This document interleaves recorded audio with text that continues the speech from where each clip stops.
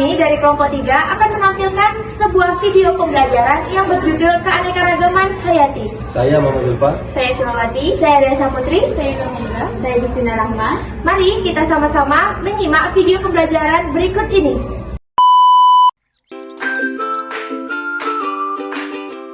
Yang pertama-tama itu ada pengertian keanekaragaman hayati. Keanekaragaman hayati merupakan istilah yang digunakan untuk keanekaragaman sumber daya alam, meliputi jumlah maupun frekuensi dari ekosistem, spesies, maupun gen di suatu tempat. Pada dasarnya, keanekaragaman melukiskan keadaan yang bermacam-macam terhadap suatu benda yang terjadi akibat adanya perbedaan dalam hal, ukuran, bentuk, tekstur, maupun jumlah. Sedangkan kata hayati itu sendiri berarti suatu yang hidup. Jadi, keanekaragaman hayati dapat diartikan sebagai keanekaragaman atau keberagaman makhluk hidup yang bisa terjadi akibat adanya perbedaan-perbedaan mulai dari perbedaan bentuk, ukuran, jumlah, warna, penampilan, dan juga sifat-sifatnya. Indonesia dengan keberagaman baik itu flora maupun faunanya, keanekaragaman hayati atau sering dikenal juga sebagai biodiversitas. Jenis-jenis keanekaragaman hayati. Keanekaragaman hayati terbagi menjadi 3 jenis, yaitu keanekaragaman gen, keanekaragaman spesies, dan keanekaragaman ekosistem. Yang pertama, keanekaragaman gen. Gen adalah substansi kimia sebagai faktor penentu sifat keturunan. Setiap individu tersusun atas banyak gen. Bila terjadi perkawinan atau persilangan antar individu yang karakternya berbeda, maka akan menghasilkan keturunan yang semakin banyak variasinya. Hal ini terjadi karena pada saat persilangan akan terjadi penggabungan gen dari masing-masing individu, karenanya akan terbentuk variasi-variasi yang menyebabkan keanekaragaman semakin tinggi. Contoh keanekaragaman gen misalnya terjadi pada spesies jeruk. Meski dalam spesies yang sama, namun jeruk memiliki bentuk, ukur, dan rasa yang berbeda-beda. Yang kedua, keanekaragaman spesies. Jenis atau spesies merupakan individu yang mempunyai persamaan morfologis, anatomis, fisiologis, dan memiliki kemampuan untuk melakukan perkawinan dengan sesamanya. Keanekaragaman spesies menunjukkan seluruh variasi yang terdapat pada makhluk hidup antar jenis. Contoh keanekaragaman jenis dapat kita lihat pada keluarga kucing besar, seperti singa, harimau, macan tutul, dan jaguar. Yang ketiga, keanekaragaman ekosistem. Ekosistem adalah interaksi atau hubungan timbal balik antara makhluk hidup yang satu dengan makhluk hidup lainnya, dan antara makhluk hidup dengan lingkungannya.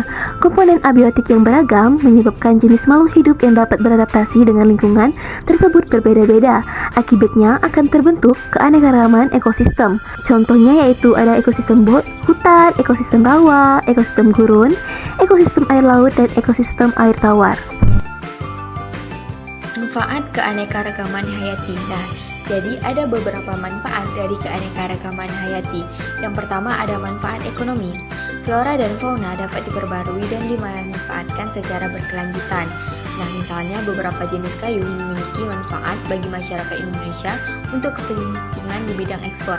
Nah, selain itu juga beberapa tumbuhan dapat dimanfaatkan sebagai obat-obatan dan kosmetik.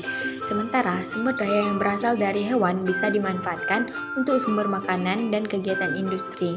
Perairan seperti laut, sungai yang menjadi sumber perikanan juga dapat bernilai ekonomi. Nah, yang kedua ada manfaat ekologi. Keanekaragaman hayati merupakan komponen ekosistem yang sangat penting. Misalnya, hutan hujan tropis. Hutan hujan tropis ini mempunyai nilai ekologis atau nilai lingkungan yang penting bagi bumi. Contohnya yaitu pada kegiatan hutan hujan tropis bisa menurunkan kadar karbon dioksida di atmosfer yang berdampak pada pengurangan pencemaran udara dan efek rumah kaca. Selain itu juga, hutan hujan tropis bisa menjaga kestabilan iklim global, yaitu mempertahankan suhu kelembapan udara. Nah, yang terakhir, yang ketiga ada manfaat ilmu pengetahuan dan teknologi. Pada masa kini, masih banyak jenis hewan dan tumbuhan yang belum dipelajari dan diketahui manfaatnya. Nah, jadi keadaan ini masih bisa dimanfaatkan sebagai sarana pengembangan pengetahuan dan penelitian di berbagai jenis bidang pengetahuan. Contohnya pada penelitian mengenai sumber makanan dan obat-obatan yang berasal dari tumbuhan. Contoh keberagaman hayati. Yang pertama, keanekaragaman hayati tingkat gen.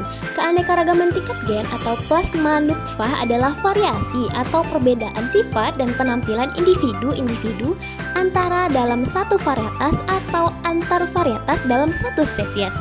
Keanekaragaman tingkat gen disebabkan oleh urutan gen-gen yang struktur dasarnya sama pada likus kromosomnya.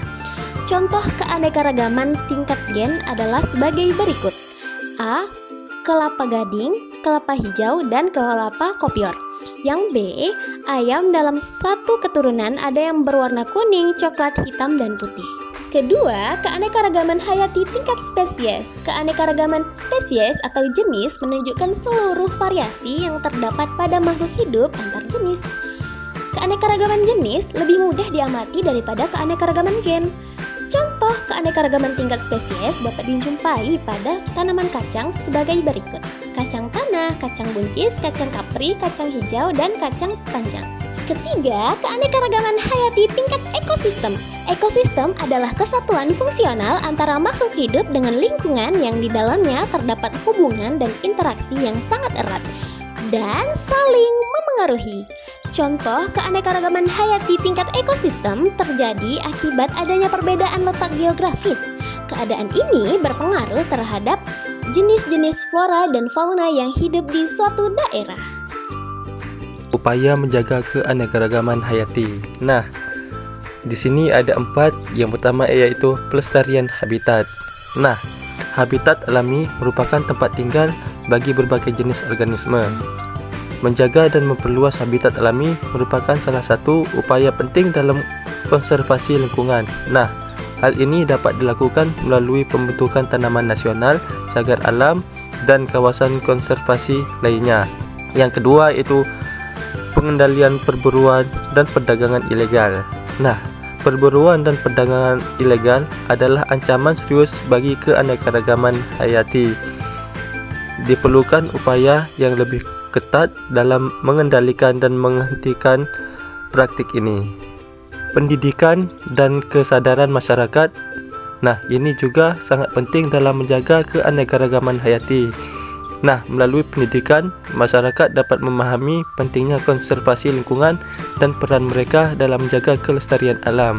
Nah, yang terakhir itu ada pengembangan teknologi ramah lingkungan. Nah, di sini juga dapat mendukung konservasi lingkungan, misalnya penggunaan energi terbaru dan teknologi pengolahan limbah yang ramah lingkungan dapat mengurangi dampak negatif terhadap keanekaragaman hayati. Konservasi lingkungan adalah salah satu upaya yang penting dalam menjaga keanekaragaman hayati. Penyebab kerusakan keanekaragaman hayati. Nah, yang pertama yaitu pembangunan dan urbanisasi. Pembangunan kota dan penggundulan hutan untuk pembangunan infrastruktur dapat menghancurkan habitat alami seperti spesies-spesies tertentu. Nah, pencemaran udara, air, dan tanah dapat merusak habitat dan meracuni organisme hidup di dalamnya. Perubahan iklim. Nah, perubahan iklim ini ialah perubahan global dapat mengubah suhu, pola hujan, dan kondisi lingkungan lainnya yang mempengaruhi habitat dan persebaran spesies. Overeksploitasi, penangkapan ikan berlebihan, deforestasi, dan perubahan liar yang tidak terkendali dapat menyebabkan penurunan drastis dalam jumlah populasi spesies tertentu. Invasi spesies asing. Nah, invasi spesies asing ini ialah introduksi spesies invasif dari ekosistem lain dapat mengganggu keseimbangan ekosistem asli dan menyebabkan kepunahan spesies lokal. Sekian materi yang dapat kami sampaikan. Terima kasih sudah menonton, semoga bermanfaat.